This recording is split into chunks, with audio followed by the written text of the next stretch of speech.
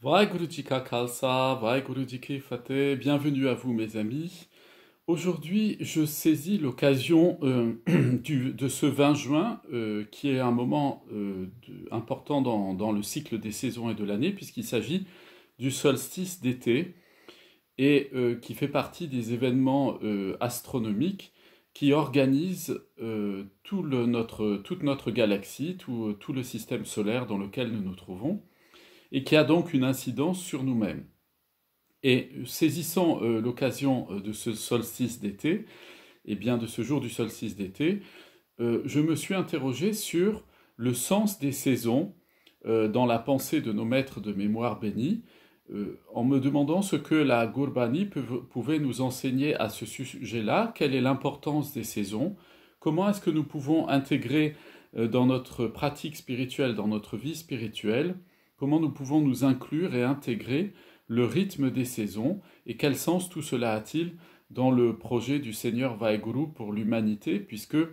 nous allons le voir tout de suite, la Bani nous oriente vers un sens de la création, c'est-à-dire que tout ce qui est créé par le Seigneur Vaheguru, eh bien, a du sens, se trouve être dans un hukam, un ordonnancement, une loi cosmique et éternelle qui a une logique et qui va d'un point déterminé à un autre, c'est-à-dire qui va dans le sens de ce que l'on appelle la destinée, c'est autrement dit la providence divine, la manière dont le Seigneur Vaheguru, à la fois de façon immanente et de façon transcendante, conduit le monde et le quotidien de sa création. Pour cela, je vous propose d'aller au Ang 7 à partir de la ligne du verset 11. Donc c'est un extrait du Japji Sahib, et Guru Nanak Dev Ji nous dit Rati Ruti Titivare Pavan Pani Agni Patal Tisvich Tarti Tapraki Taram Sal. Autrement dit, les saisons et les semaines, les nuits et les jours, le vent, l'eau, le feu et les régions de toute la galaxie, c'est-à-dire les endroits de toute la galaxie, de tout le système solaire. Au milieu de tout cela, le Seigneur suprême a créé la Terre, a positionné la Terre dans un langage plus moderne. Il a établi la Terre comme lieu de l'expression du Taram, c'est-à-dire comme maison du Taram. Taram, c'est le lieu de la vie spirituelle, le lieu de la réalisation de la vie spirituelle. Donc, nous voyons tout de suite que le terme ici employé pour dire saison, c'est rati, en sanskrit rat, ratam, qui signifie effectivement la partition de l'année en sections qui sont le rythme propre de la nature dans laquelle nous nous trouvons. J'allais dire de la nature qui nous entoure, mais la nature ne nous entoure pas, parce que ce serait On a l'habitude en Occident de s'exprimer ainsi, mais ça dénote quand même le fait que l'homme serait le centre de la création du Seigneur Vaheguru. Il serait une sorte de petit seigneur et qu'autour de lui s'agencerait la nature. C'est évidemment pas du tout comme ça que ça se passe. L'homme est comme je le dis assez souvent, un des très nombreux éléments de la création du Seigneur Vaheguru. Il n'est pas le centre de la création, il en est un des éléments. Donc la nature ne nous entoure pas, mais nous sommes un des éléments parmi cette nature-là. Nous sommes dans cette nature qui est rythmée par les saisons, par la rati, la saison. Alors, si nous voulons comprendre un peu plus dans ce domaine, eh bien, la Bani nous enseigne beaucoup de choses concernant les saisons et leur importance dans le rythme de notre vie, et donc leur importance aussi dans le rythme de notre vie spirituelle. Ainsi, nous voyons au Ang 12, à la ligne 18, au verset 18, nous y lisons, c'est Guru Nanak Dev Ji toujours qui nous enseigne, Suraj Eko Rut Anek. Autrement dit, eh bien, les différentes Rut Anek, les différentes saisons, Suraj Eko, proviennent d'un soleil, Suraj, un soleil Eko unique. Guru Nanak Dev Ji nous explique que effectivement, les saisons sont une métaphore, sont une représentation de notre relation au Seigneur Vaheguru lui-même, au Seigneur Dieu qui est le principe et l'origine de notre existence même. Ainsi, nous comprenons que l'observation attentive des saisons, comme l'observation attentive de tous les phénomènes naturels et de la nature elle-même en général, eh bien, sont pour nous le moyen d'apprendre spirituellement de notre relation au Seigneur Vaheguru. Ainsi, nous pourrions dire, et c'est ce que nous enseigne ici Guru Nanak Dev Ji, que la nature dans laquelle nous nous trouvons, dont nous sommes un des nombreux éléments, eh bien, est une école. Elle est, comme l'explique Guru Nanak Dev Ji au Ang 7, à partir du verset 11 au verset 12 exactement, à la ligne 12, eh bien que la terre, la nature dans laquelle nous sommes est le Dharam Sal, c'est-à-dire la maison de la réalisation spirituelle, la maison de la voie spirituelle. Et donc vous voyez combien il est important pour chacun d'entre nous si ce n'est pas le cas, de se reconnecter à notre milieu naturel. Nous vivons dans une société aujourd'hui qui est une société de l'abondance du plastique et de l'abondance de la technologie et donc de l'abondance du virtuel.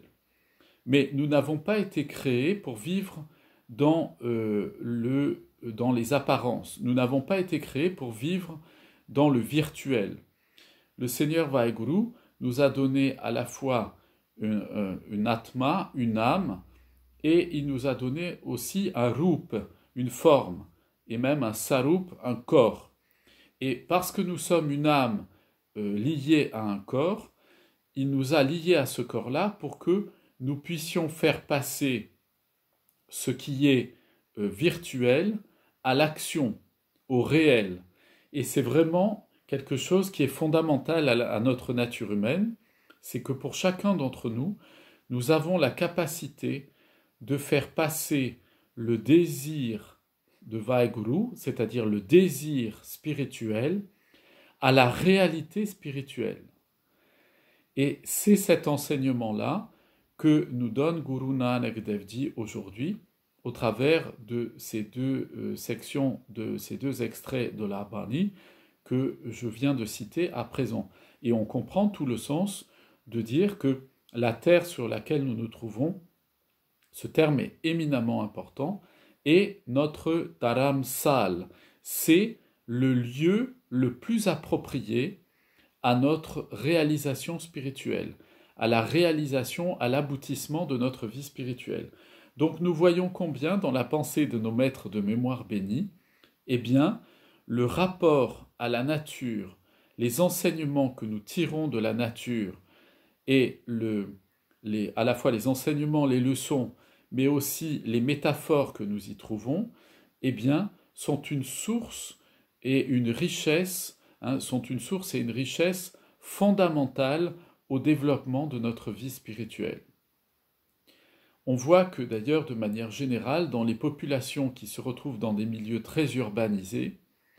eh bien, il y a une rupture qui se crée, et elle est logique évidemment, puisque ces populations grandissent dans des espaces qui les privent de cette relation à leur milieu fondamental qui est la nature. Nous sommes tous liés à cette nature-là, elle est notre mère et nous en provenons. La preuve en est, c'est que notre corps, notre physiologie, que nous le voulions ou non, obéit au cycle des saisons, obéit au cycle de la lune, obéit au cycle du soleil. On le voit, lorsqu'il y a du soleil, le tempérament des personnes est meilleur. Lorsqu'il y a des jours, voire des semaines et des mois de pluie, eh bien on voit que les gens sont beaucoup plus déprimés, ils sont beaucoup moins enjoués. Eh bien c'est tout à fait normal et en même temps c'est la démonstration du fait que nous ne pouvons pas vivre en dehors du cycle naturel. D'ailleurs nos sociétés, notamment occidentales,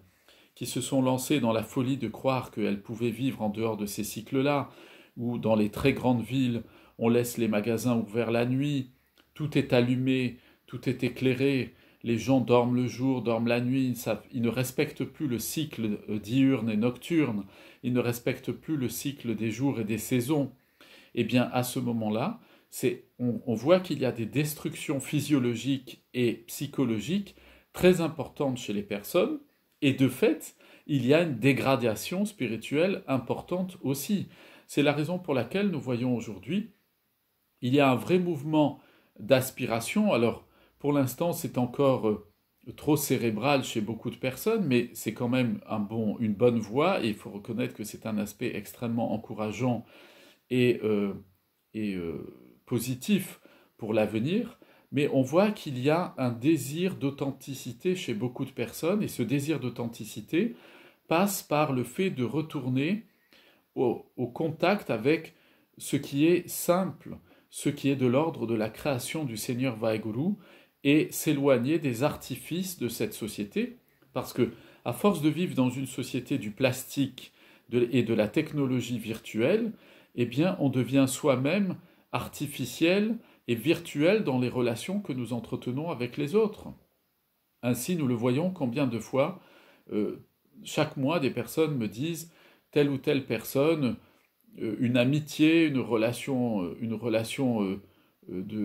par exemple, amoureuse naissante, une relation, oui, de sympathie, des relations de travail, ainsi de suite, dans lesquelles il faut de la confiance aussi pour pouvoir travailler ensemble, eh bien, s'arrête souvent avec un SMS dans lequel la personne dit voilà, maintenant c'est terminé, et sans plus de procédé. Et cette façon de faire démontre justement cette rupture qu'il y a avec le réel. Le réel, et la nature nous rappelle ça, la nature appelle en nous notre responsabilité, le sens du devoir et le sens de la responsabilité. Eh bien, Guru Nanak Dev Ji nous dit pourquoi? Parce que il y a dans la création du Seigneur Vaheguru, dans ce cycle des saisons qu'il a placé, il l'a placé sur la terre. Hein. La terre a ce cycle des 4 grandes saisons, alors ça dépend où on se trouve dans le monde. Il y a des lieux dans le monde où il n'y a qu'une seule grande saison et une toute petite saison transitoire, parce que ça dépend si on se trouve pôle sud, pôle nord, ou en dessus ou en dessous de l'équateur.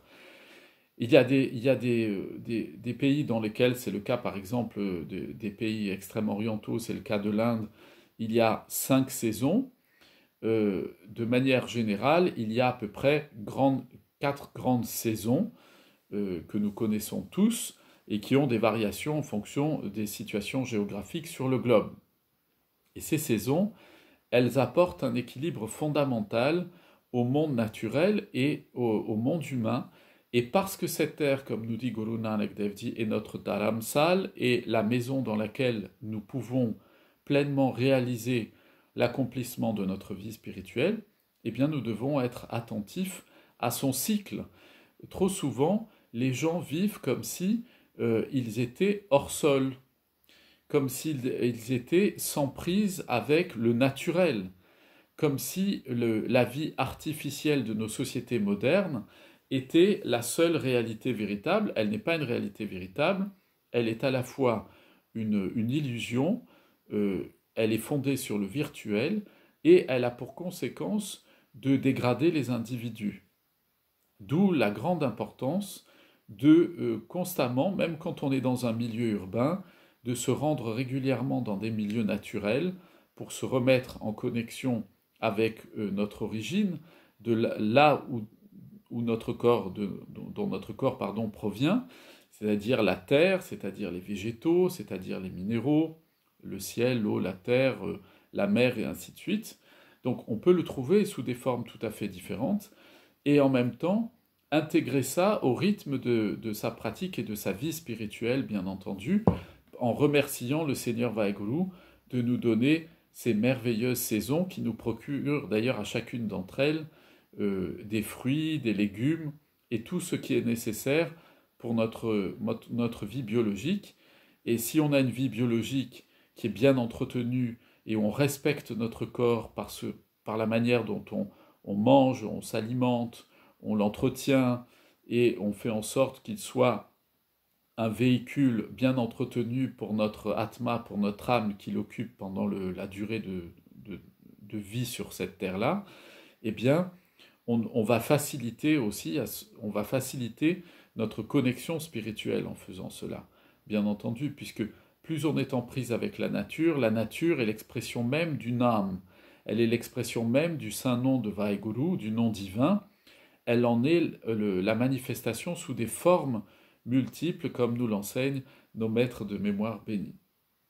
Et Guru Arjan Dev Ji nous dit au an 97, au verset 4, il nous dit Sarut Suhavi Jit Tud Samali, c'est-à-dire quelle est douce cette saison lorsque je me souviens de toi, Seigneur Vaheguru. Et là, vous voyez, Guru Arjan Dev Ji vient nous enseigner que lorsque l'on est sur un chemin de vie spirituelle, lorsqu'on avance dans notre vie spirituelle, eh bien, on contemple le cycle de la nature comme étant le moyen d'adorer le Seigneur Vaheguru, de lui rendre grâce et de se souvenir sans cesse de son saint nom, de le contempler au travers de ses manifestations dans les diverses formes de sa création et notamment de la nature au milieu de laquelle nous nous trouvons, de cette terre sur laquelle nous nous trouvons.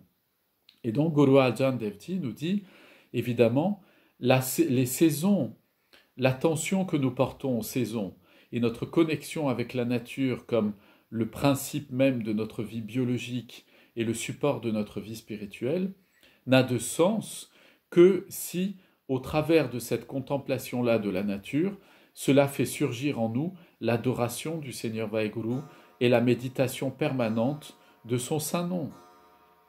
Évidemment, si on a un rapport à la nature qui est un rapport de touriste, c'est-à-dire qu'on contemple la nature comme une très jolie carte postale, on voit les saisons arriver juste avec un peu de nostalgie, et puis c'est tout, on passe à autre chose, eh bien, on a manqué notre cible à ce moment-là. On n'a pas compris que l'écrin dans lequel le Seigneur Vaheguru nous a placés, que cette nature admirable à laquelle il a donné des cycles, un cycle et des rythmes pour que nous puissions l'adorer et le contempler, eh bien, si nous ne faisons que la traverser comme des touristes, comme d'ailleurs beaucoup de personnes traversent leur existence, leur incarnation humaine, comme s'ils étaient des touristes. Ils gaspillent leur temps à perdre leur temps, justement. Or, ce qui est très important dans la vie spirituelle, c'est d'utiliser chacun de nos souffles, c'est-à-dire chaque seconde de notre vie, de l'utiliser comme moyen de connexion permanente au Seigneur Vaheguru. Et Guru Nanak Dev Ji poursuit en 140, au verset 14, à la ligne 14, en nous disant Maharuti sabtunkari murat vichara, c'est-à-dire que au travers des mois et des saisons, au travers des minutes et des heures qui passent, je réside en toi, ô Seigneur Vaheguru, ô Seigneur Dieu. Donc, vous voyez, le sens profond de notre connexion à la nature, c'est que la nature et son cycle, le cycle de la nature, les saisons notamment, mais le cycle complet de la nature et du temps qui passe, est certainement le lieu sacré le plus accessible, il n'est pas certainement, il est le lieu sacré le plus accessible à n'importe quel individu sur cette terre pour se connecter au Seigneur suprême lui-même. C'est-à-dire que tout dans la nature nous invite à l'adoration du principe de la vie, de ce principe de la vie que nous nommons Vaheguru, c'est-à-dire le maître merveilleux, le principe de toute chose, l'émerveillement. Lorsque nous contemplons le Seigneur Vaheguru manifesté dans les différentes formes de la nature, nous nous émerveillons quand nous voyons les petits animaux, les fleurs minuscules, qui sont faites avec autant, créées avec autant de précision et qui ont un fonctionnement si parfait et si admirable, alors qu'aucun ingénieur n'est intervenu dans ce domaine-là, qu'aucun scientifique n'est intervenu dans ce domaine-là, qu'aucun biologiste n'est capable de faire cette chose-là, Eh bien, en contemplant le microcosme, ce microcosme, nous sommes dans l'admiration et l'adoration du Seigneur qui est le principe de notre vie. Et de la même manière, lorsque nous regardons en pleine nuit le ciel étoilé, la Voie lactée, cet univers dans lequel nous nous trouvons, qui est absolument incroyable, puisqu'il est composé de centaines et de centaines de milliers d'univers, eh bien, que nous contemplons ces étoiles, ou du haut d'une montagne, nous voyons des paysages merveilleux, c'est l'émerveillement qui surgit en nous. Voilà pourquoi nos maîtres de mémoire bénis nous ont révélé le saint nom de Vaheguru, Vaheguru. Guru, le maître, Vahe, admirable, merveilleux, qui procure en nous le sentiment, qui fait surgir en nous l'admiration, l'émerveillement. Et c'est vraiment le sens profond de la vie spirituelle. Dans la vie spirituelle, mes amis, quand on a cessé de s'émerveiller de la création du Seigneur Dieu, eh bien on est complètement fichu. Ça veut dire que notre vie spirituelle, c'est une religion ritualisée qui est morte. La vie spirituelle, c'est l'émerveillement permanent quand on contemple la création du Seigneur suprême. Et Guru Arjan Devji nous dit au Ang 318, au verset 14, il nous dit Jit din vis repar Braham fit paleri route. C'est-à-dire que maudit est ce jour, et aucun sens, aucun intérêt n'a cette saison lorsque le Seigneur suprême est oublié. Vous voyez, mes amis, nos maîtres de mémoire bénis, ici Guru Arjan Devji nous dit, à chaque fois que nous arrivons à la célébration d'une saison, les solstices d'été, solstices d'hiver, les équinoxes de printemps, équinoxes d'automne, chaque jour qui passe, chaque semaine qui passe, chaque mois qui passe, sont l'occasion de ne jamais oublier la présence du Seigneur Vaheguru, que c'est lui qui conduit notre vie, notre existence. Et vous voyez, Guru Arjan Devji nous dit, eh bien que vraiment la contemplation du cycle de la nature, c'est le moyen d'en permanence se relier, se connecter consciemment au Seigneur Vaheguru et de ne pas l'oublier. Parce que celui qui oublie le Seigneur Vaheguru, il l'oublie comment? Il l'oublie quand à un moment donné, il est pris par les illusions de son quotidien, par le monde du plastique, par le monde de la technologie, par le monde des relations virtuelles, alors que le monde naturel, c'est celui de l'ancrage dans la réalité, dans le sat. C'est la création, la manifestation du Seigneur Vaheguru. Et cet ancrage-là, il n'est efficace en nous que lorsque nous reconnaissons au travers des différentes formes que prend le cycle de la nature, au travers notamment des saisons, puisque c'est le sujet de ce jour, eh bien, au travers de cela, tout est une invitation à faire Nam Simran, tout est une invitation à une connexion consciente avec le Seigneur suprême, principe et source de tout amour, de toute vie et de tout bienfait. Je vous souhaite une excellente journée à l'occasion de ce solstice d'été, qui est un jour de fête, qui est un jour de réjouissance, parce que c'est le moment qui annonce la venue de l'été, et donc la venue pour beaucoup aussi, après ces temps que nous avons connus de confinement et ainsi de suite. C'est un temps aussi qui va annoncer des vacances, du repos, du beau temps et des réjouissances en famille. Je vous souhaite donc à tous une excellente journée, un bon temps pour les jours et les semaines qui viennent, plein de bénédictions sur vous, vos familles, vos amis, vos voisins et tous ceux que vous aimez. Vaheguru Ji Ka Khalsa, Vaheguru Ji Ki Fateh.